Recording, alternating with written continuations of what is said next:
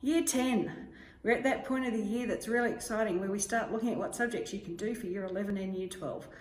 I find this part of school the most exciting. It's the non-compulsory part of school. It's got heaps of choice, heaps of freedom for what you want to do. So, where are we heading? We're heading to a HSC. It's a world recognised credential. It means that you have successfully completed Year 11 and Year 12. By doing that, in Year 11 you have completed 12 units of subjects, 2 of which have to be English. In Year 12 you've completed 10 units of subjects, 2 of which have to be English. Every subject that we offer here is a 2-unit subject, so for Year 11 that means you need to do 6 as a minimum, and in Year 12 you need to do 5 as a minimum.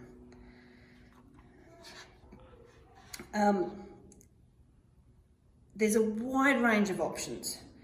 There's the traditional pathway, a HSC which leads to an ATAR which takes you to uni. But that's not the only option. There's lots of other ways we can do this. It can be a HSC with no ATAR. If you don't want to go to uni, you don't need an ATAR. ATAR stands for the Australian Tertiary Admissions Rank. It is only used by universities in order to see who can and can't do what course.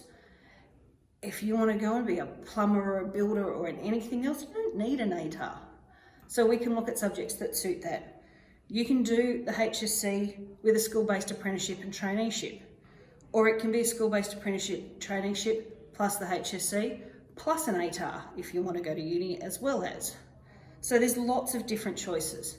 There can be vocational education training courses, TAFE courses, distance ed courses.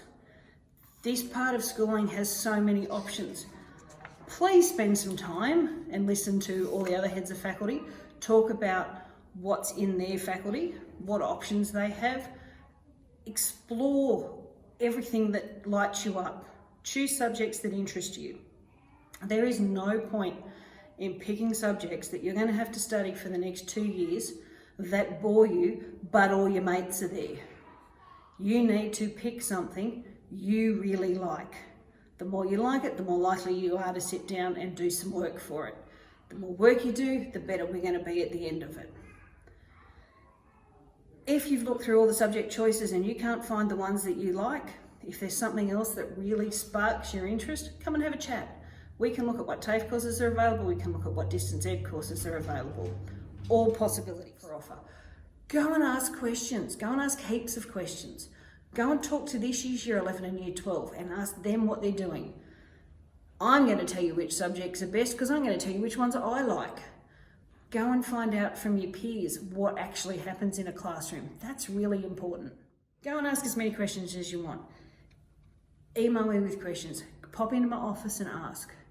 I will, after all of this, after you've had time to look at everything, after you've had time to come and ask questions, I will email every one of you with a list of subjects that we're prepared to offer at school, and I'll ask you to email me back with what your choices are. I will then sit down and work out how those subjects go together to give most of you most of what you want. I cannot guarantee that I'm going to give all of you everything, but I'm going to work hard to try.